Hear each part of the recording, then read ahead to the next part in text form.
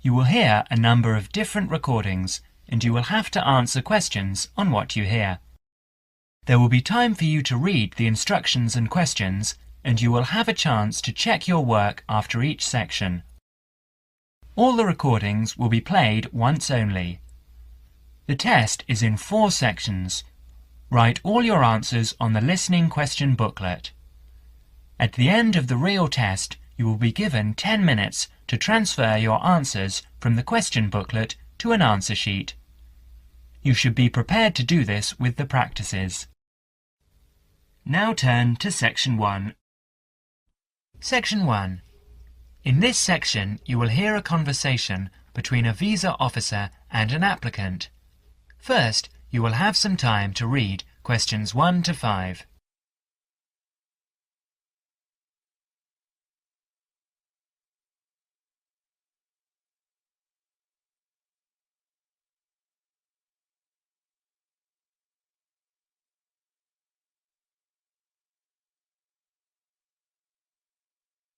You will see that there is an example which has been done for you.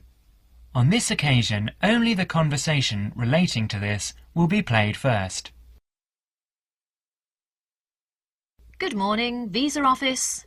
How can I help you? Good morning. I'd like to apply for a visa to Australia, please. Certainly, sir. I'll just get a form and then I'll need to take some details down. The applicant wants to apply for a visa to Australia, so the word Australia is provided in the space. Now we shall begin. You should answer questions as you listen, because you will not hear the recording a second time. Now listen carefully and answer questions 1 to 5. Good morning, Visa Office. How can I help you? Good morning. I'd like to apply for a visa to Australia, please. Certainly, sir. I'll just get a form and then I'll need to take some details down. OK, here we go. Right, can I have your name, please? Yes, it's Okamura, Kelly Okamura. And how do you spell that, please? K-E-L-L. No, your family name, please. Oh, sorry. It's O-K-A-M-U-R-A. O-K-A-M-U-R-A. And your address? Apartment 106, Kingston Street, Hawaii. Kingstone Street, Hawaii? Yes, that's correct. So you're an American? Actually, I was born in Japan, but moved to Hawaii 6 years ago. And can I have your age, please, Mr. Okamura? I'm 32. And are you married? Yes, I am. My wife's Chinese. And will your wife accompany you to Australia? Yes, she will. In fact, that's the reason we want to go. Her sister lives in Sydney. Now you will have another chance to look at questions 6 to 10.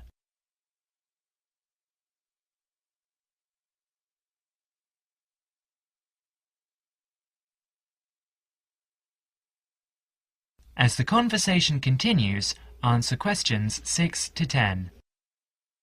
Do you have any relatives living in Australia? I used to have an uncle, but he died several years ago. Now there's only my sister-in-law and my wife's cousin. So the purpose of your trip is to visit your wife's relatives, am I correct? Well, not exactly. Mainly because I have my own trading company and I will be looking for business opportunities. Although I do want to do some travelling as well. You know, see some of the sights, that sort of thing. Although I don't intend to work in Australia. And your wife, what will she be doing? She'll be studying English. She wants a student visa. And how long do you plan to stay? About 1 year, I guess. Well, I'm afraid a standard tourist visa is only valid for 30 days. Although in your case, we can issue you with a business visa. Business visas last for 6 months, but you will be able to renew it. We can give your wife a 12-month visa, though. 6 months is okay. So what do I need to do now? Come along to the office any time during weekdays, but it must be office hours. We close at 5:30. And bring along 2 passport-size photos and your passport, of course. Your wife will also need 2 photos. So that's 4 passport-size photos in total. OK. Thank you for your help. Bye. Bye. That is the end of section 1. You will have half a minute to check your answers.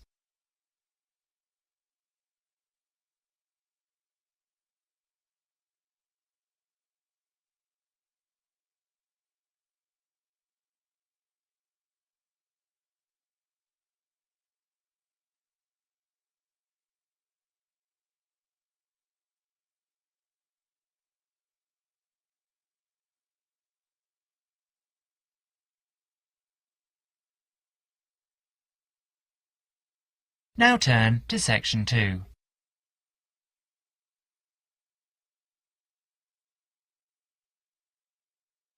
Section 2. You will hear an informative talk given by Michael on how to keep out burglars and keep your home safe. Before you listen, you have a chance to read questions 11 to 20.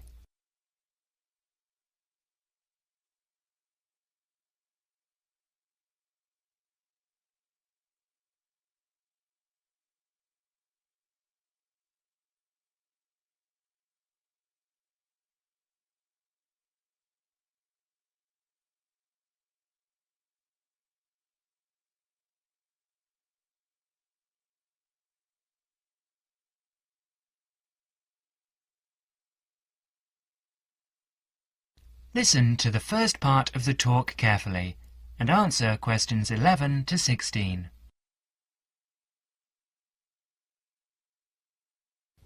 Keep them out. There's no fail-proof way to keep out a burglar, but every little bit of deterrence helps. Even if you can't afford a security system, you can take a few minutes to make your home a little safer. Some relatively simple steps will greatly decrease the odds of a break-in, which means you can enjoy more peace of mind. And isn't that what home is all about? Think like a burglar. If you were one, how would you get into your home? Evaluate your home from the inside and out, day and night. You might even try a mock break-in, trying window jambs and locks on the house's perimeter. To keep out a burglar, the first thing to do is to secure the windows. Though windows are relatively easy to break, the loud noise of shattering glass will deter a thief if you're near other houses. Don't leave your windows open during the night, whether you're at home or away. That's a common sense precaution, but a surprising number of people forget to do just that. Use a pick-proof locking device for your windows. Make sure the frames are solid. If you're beyond the earshot of your neighbours, they won't hear the glass breaking. Consider installing a plexiglass sheet for the more accessible windows. This will make entry through them more difficult. Your doors should also be secured. If you don't have a peephole, install one in the front door. If you have one, make sure that you and your family are in the habit of using it. Don't open the door to anyone you don't know, especially at night. If the peephole is out of the reach of your children, keep a stepladder or stepping box by the door for them to use. If there's any glass within 2 feet of your front door lock, consider a locking device that would be out of reach if that glass is broken. Now, a few tips on how to protect your valuables. Don't leave your valuables, stereo, computer, jewellery, etc., where they can be seen from the window. If you don't want to hide everything from sight, consider blinds. Make a valuables inventory. Keep a record of your expensive and personally significant items. Not just a listing, but a photographic or videotape record if possible. Store this inventory at another location. This is helpful for both the police and the insurance agency to identify the stolen goods. Use an engraving pen to mark these items with some kind of personal identifying information, such as your initials, in an inconspicuous place. This also helps record your possessions in case of any other mishap, such as fire or flood. Now you will have another chance to look at questions 17 to 20.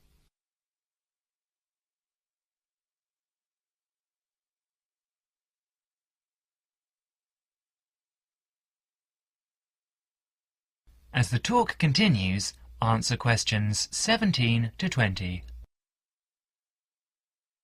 Don't stop your security awareness at the outside walls of your house. Your yard areas, if any, also deserve your attention. In general, don't leave anything around the yard that might help a burglar get into your house. Ladders, stackable boxes, or any garden tools should be put away, preferably in a locked cabinet. Install a light in your yard that is sensitive to movement. Place it high and out of reach. Trim hedges or bushes that are near doors or windows. These can be good hiding places. Don't place outdoor furniture tables nearby the house. These could become an easy stepladder to the roof. When you are on vacation, create the occupancy illusion. Maybe you laughed at your mother for leaving the lights on and the radio playing while she left for vacation, but she had the right idea. Those steps aren't quite enough, so try these strategies. Buy electronic timers that turn lights on and off at different times. Hook up a timer to your TV for a few hours each evening. Turn the volumes up too. Not enough to annoy the neighbours, just enough that a lurker at the windowsill couldn't miss hearing it. Have your newspaper and mail delivery suspended. If you don't have time to do this, ask a neighbour to pick them up for you. Ask a neighbour to park in your driveway or parking place. Think about having someone house-sit your home. If he's a relative or friend, he may cost you no more than the contents of your refrigerator. You can also find professional house-sitters or house-sitting services that find someone to stay while you're away. Leave your shades as they are normally, or at least don't close up every one. One sign of a vacant house is closed shades during the day. Lock your garage door with a padlock. That is the end of section 2. You will have half a minute to check your answers.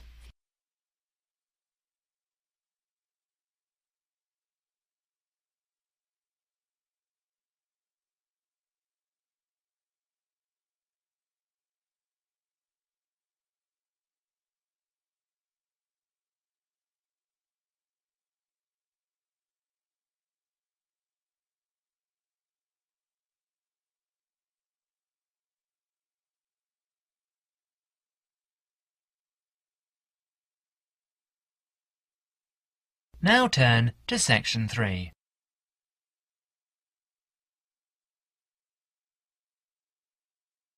Section 3. In this section, you are going to hear a conversation between Anne and Merton. In the first part of the conversation, they are talking about the commands of training dogs. First look at questions 21 to 25.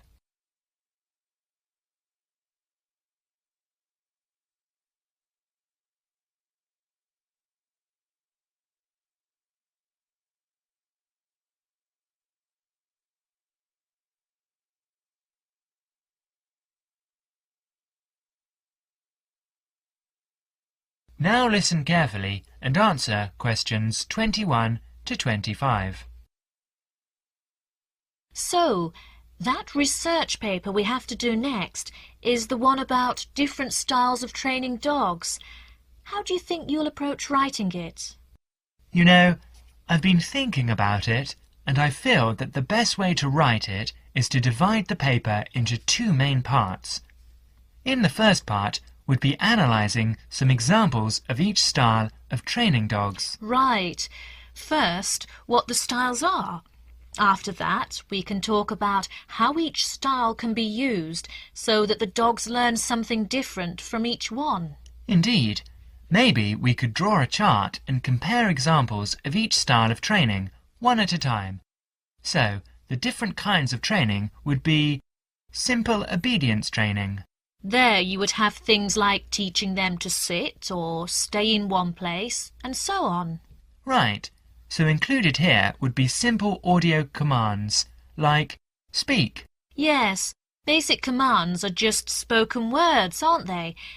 And then there would be the more guard-oriented training, where the dogs are trained to know a specific place well. Patrolling and barking are probably the best examples, because most people have seen them in many places, especially in homes.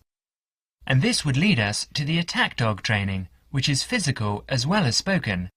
Training the dog to knock someone down, and even bite if they have to. Right. So there's another category as well. Sniffing dogs, which make up the searching category. I've read that in the UK, every major airport or government building has these dogs to search for all kinds of dangerous items.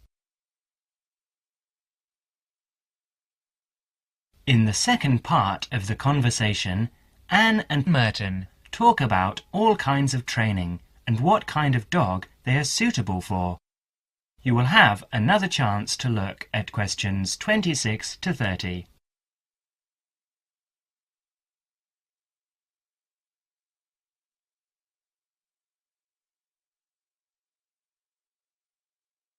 Listen carefully and answer questions 26 to 30. I can believe that. Well, we have a good list to build on. We're finally getting started now, so let's try to figure out when each type of dog training should be used. I guess we can start by trying to figure out the best situation for each type of dog training. What do you mean? What I mean is whether each type of training should be used with different kinds of dogs. We could use basic obedience training, for example, and ask whether it's more useful for a small dog, a medium-sized dog, and so on. In this case, I'd say obedience training is best with small dogs because they tend to get excited easily, and this will help keep them out of trouble. Okay, that makes sense. Then, let's look at physical training. Even though some people think it's ideal for every breed of dog, I think it's better suited to the larger kinds. Small dogs usually just aren't smart enough to understand the physical commands, and they can even get hurt from them. The specialized sniffing training is the same.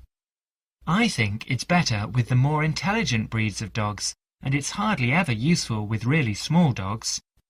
Attack training, however, can be useful for every kind of large dog as long as the dog is treated well and given a lot of attention and care. All right. And what about guard training? Barking is an ideal way for small dogs to guard a home. I know they aren't big enough to stop a person, but making some noise is often all a dog needs to do. Other kinds of guard training, like biting, though, are different. I'd always plan to teach that to a smart dog, giving them a chance to use their brains and defend their homes. I'd have to agree. Trainers often just teach large dogs to bark at a person when they think something isn't right. But if the dogs know how to use physical skills in a bad situation, they could save their owner's life someday. Yes. I suppose that different people would have different needs for their pets. Right, and different trainers would recommend different methods for different breeds. That is the end of section 3. You will now have half a minute to check your answers.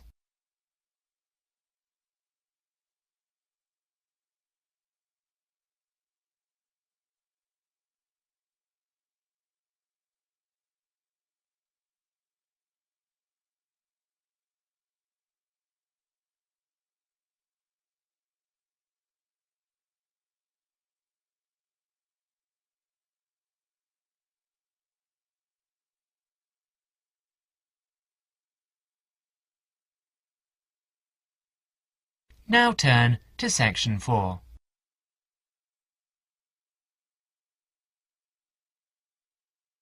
Section 4. In this section, you will hear a lecture given by Dr. Jespersen about children's language acquisition. As you listen to the talk, answer questions 31 to 40. First, you will have some time to look at questions 31 to 40.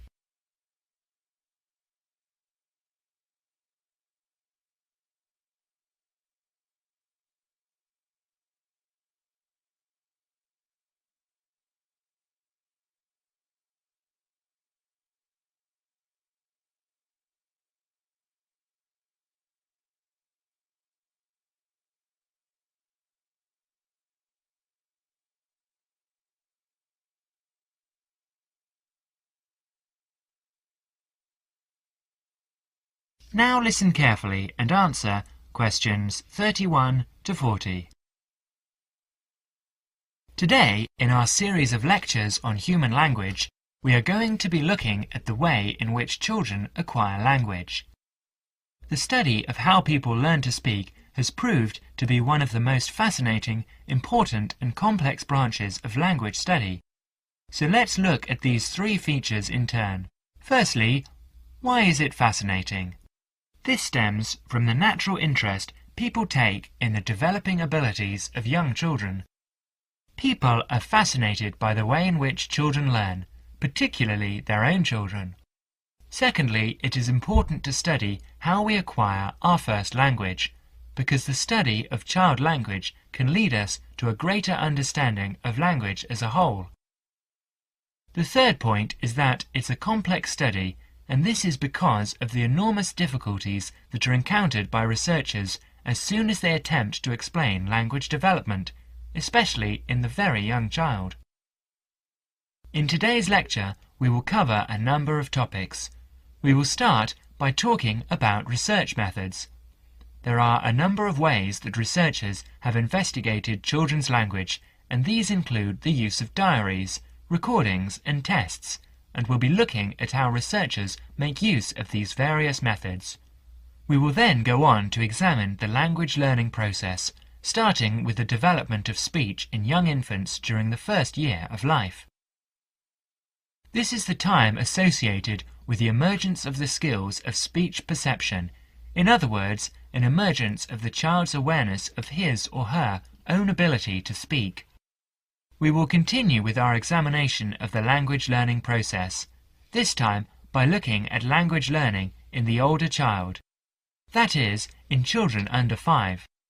As they mature, it is possible to begin analysis in conventional linguistic terms, and so, in our analysis, we will look at phonological, grammatical, and semantic development in preschool children.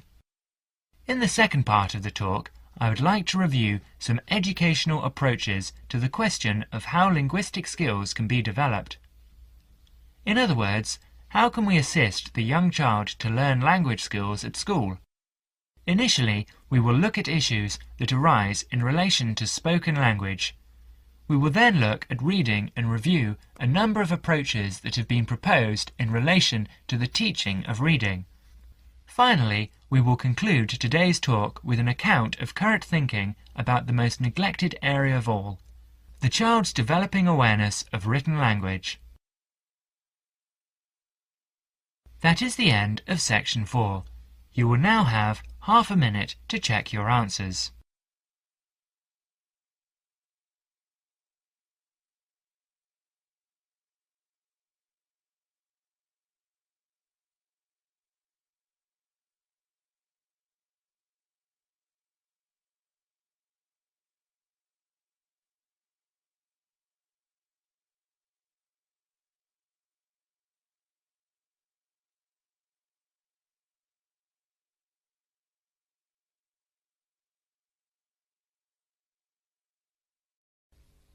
That is the end of Listening Practice Test 5.